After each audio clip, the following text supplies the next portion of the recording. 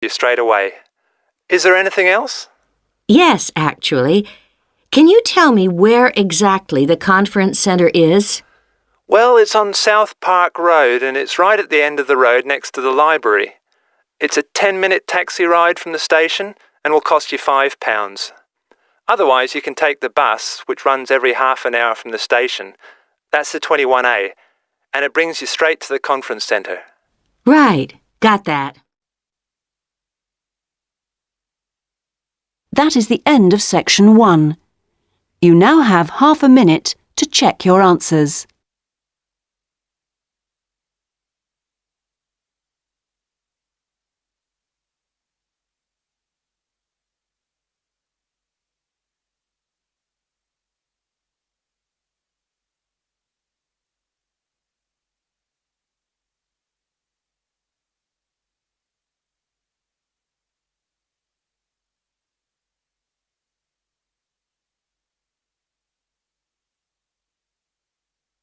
Now turn to section 2.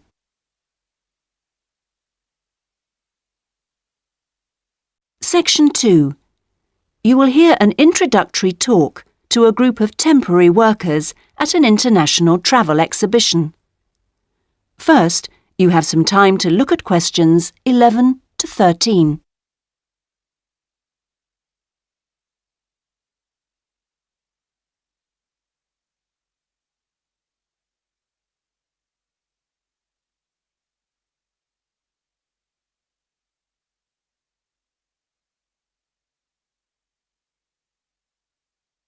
Now listen carefully and answer questions 11 to 13. Good morning and welcome everybody. I'm Jenny Stewart and I'm the staff manager here at the Exhibition Centre. We're expecting this year's International Travel Exhibition to attract over 10,000 visitors a day, ladies and gentlemen, and you are among the 200 extra staff recruited to help look after them. Now, to help things run smoothly, we have divided you into 4 teams: the blue team, the green team, the red team and the yellow team. So first, I'll explain how the teams are divided up, and then we'll be giving you colour-coded T-shirts so we can identify you more easily. First of all, those who will be looking after the phones and handling all calls regarding the exhibition, you will be on the red team. Now, we've also put the entrance staff on the red team, and you'll be stamping the entrance tickets and giving out publicity leaflets, OK? Those of you involved in distributing entrance tickets will be on the yellow team, and we've also put those of you who'll be staffing the information booths around the conference centre on the yellow team, so you'll be getting a yellow T-shirt. Now, most of the hospitality staff have been put in the blue team, so the chefs among you and the kitchen hands will all need a blue T-shirt, but because of the sheer numbers, all waiting staff will be on the yellow team, and this includes the bar staff among you. Those who will be monitoring and directing the traffic in the car parks are on the green team, so you'll need to get a green T-shirt. This year, we've also employed a considerable number of attendants to direct the human traffic around the conference centre. Now, you'll be working in the exhibition hall at all times, giving directions and generally helping people whenever you can. And you will be in the red team, so please collect a red T-shirt. Before you hear the rest of the talk, you have some time to look at questions 14 to 20.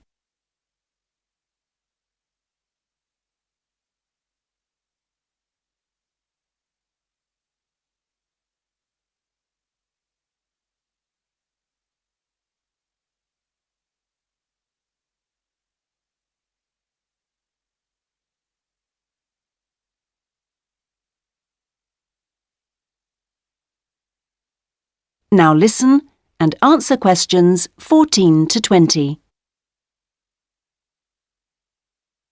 Right. Now that everyone knows what team they're in, we'll get on with the orientation and training program.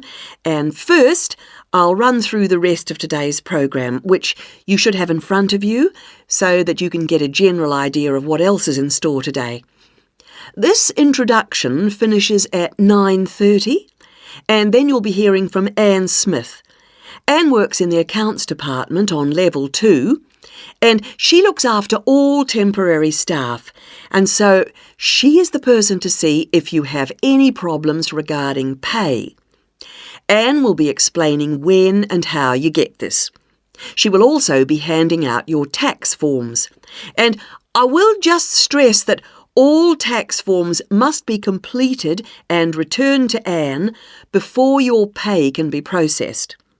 Following Anne's talk, you'll hear from Peter Chen, our conference manager, and he will be going over a plan of the conference centre with you, which will help you to orient yourselves.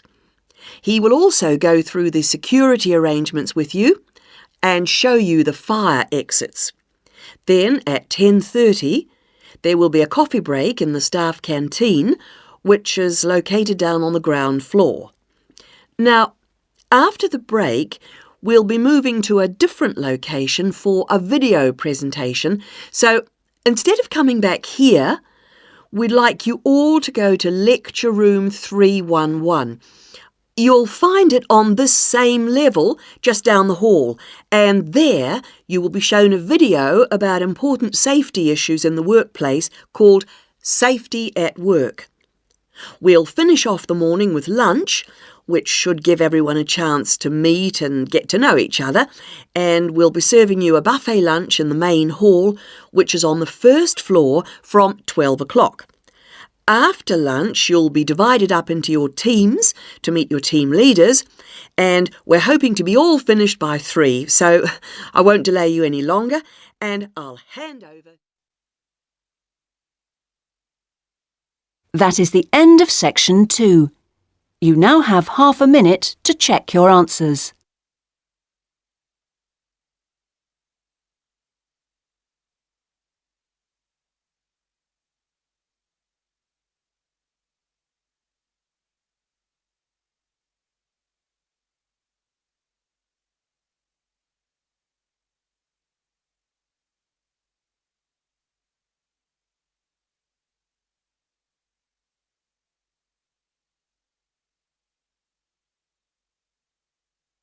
Now turn to section 3.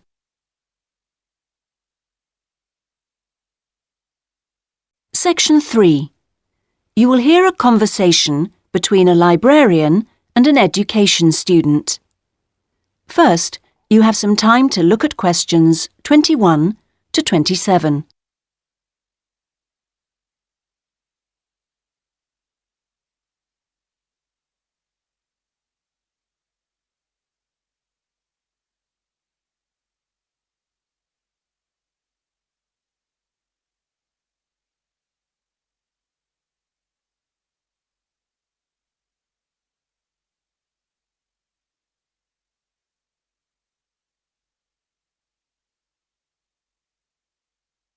Now listen carefully and answer questions 21 to 27.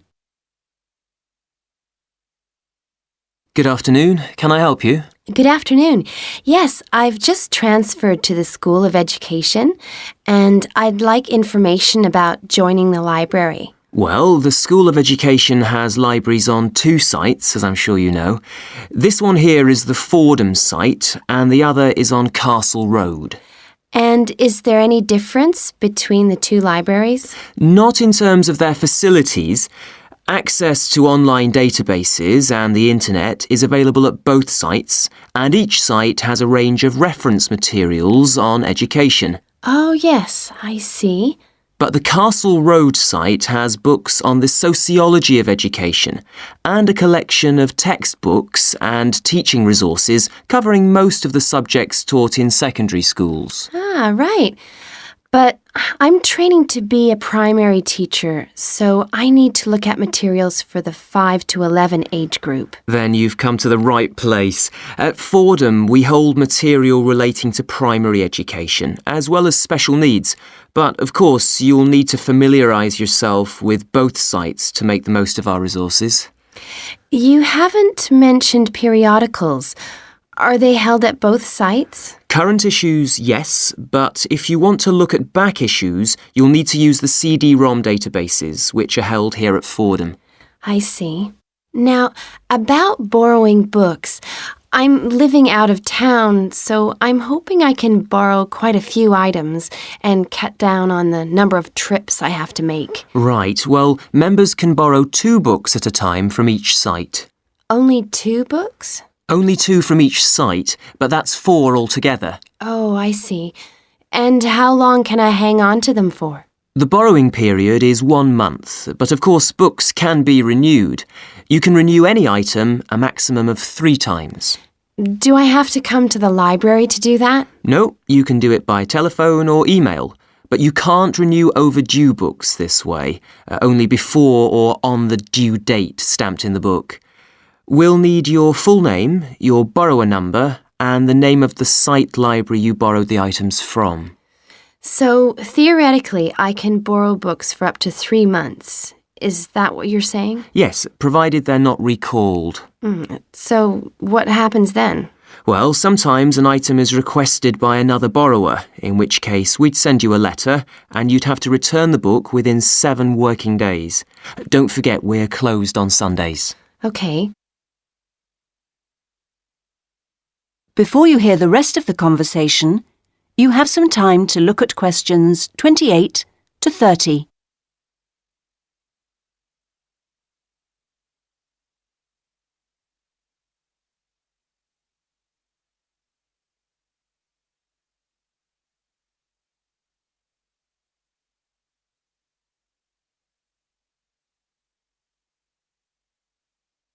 Now listen and answer questions 28 to 30. I expect it'll take me a while to find what I need. There's such a lot here. Yes, there is. But if you need help getting started, this term we're running 3 study skills workshops. Oh? What are they on? Let me see. The first one's on resources. Yes, here it is. How to use the library's resources. That includes everything, not just the print and technical resources. That sounds useful. Is there anything on using the internet? Let's see. The one on the internet for beginners was last term. This term it's finding research materials online. That sounds interesting too. What's the last one?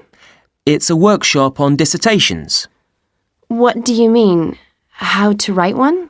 No, it's more to do with academic writing conventions. You know, writing a bibliography and how to refer to sources in your text, that sort of thing. Anyway, here's a leaflet with information about all 3. Oh, thanks a lot. That'll be very useful. You're welcome. That is the end of section 3. You now have half a minute to check your answers.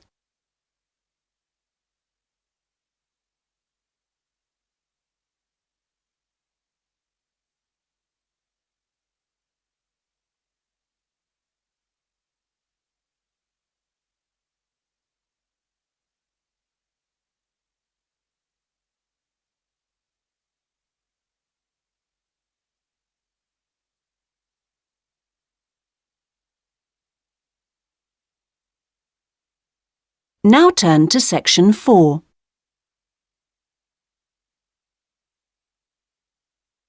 Section 4. You will hear part of a lecture given by a conservationist on the subject of lions. First, you have some time to look at questions 31 to 40.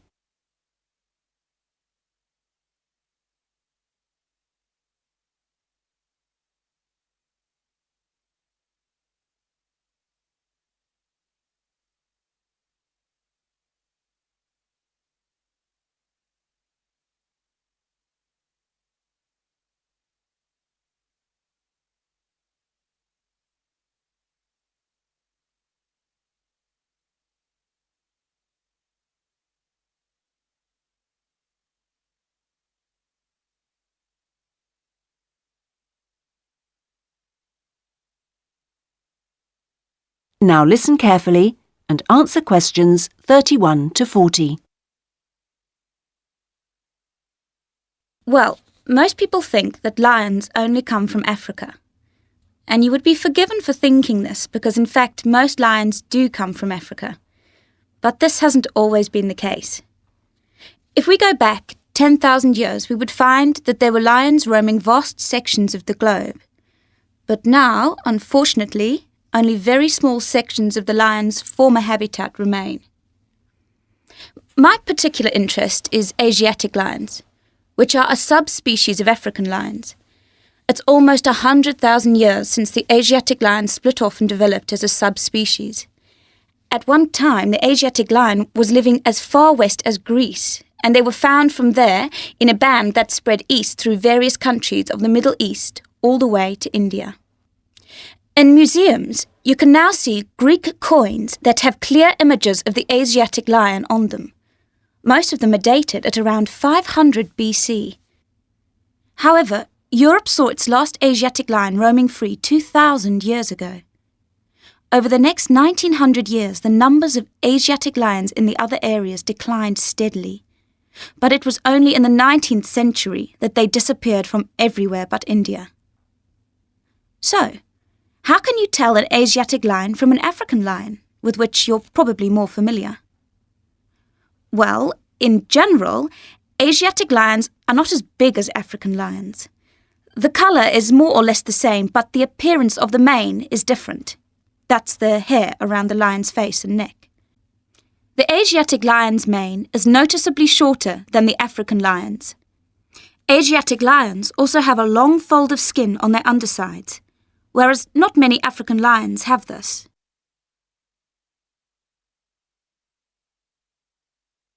Well, I'd like to talk to you now about the Gir Sanctuary in India. That's where I've just come back from. The sanctuary was established specifically to protect the Asiatic lion. It's 1,450 square kilometres in area and most of it is forest. There are now around 300 Asiatic lions in India, and almost all of them are in this sanctuary.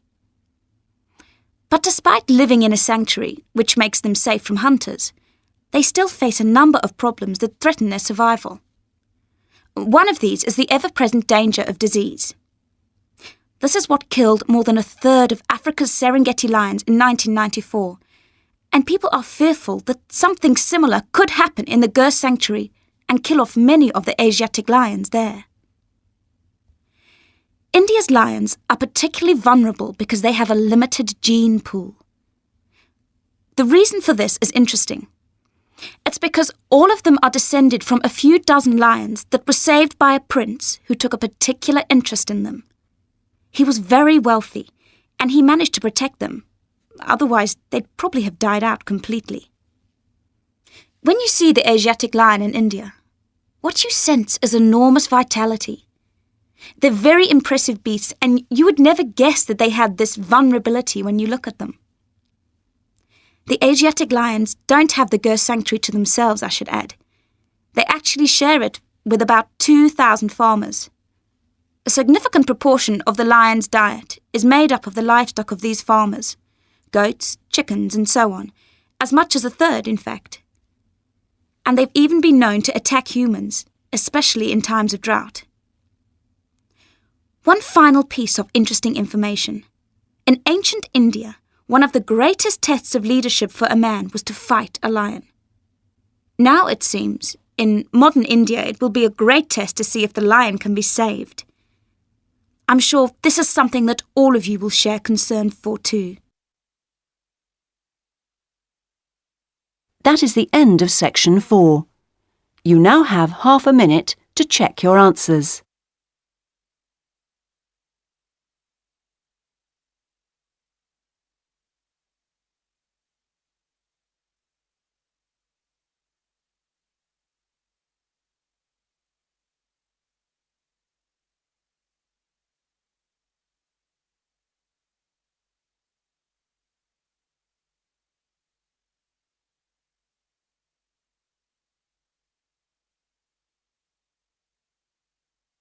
That is the end of the listening test.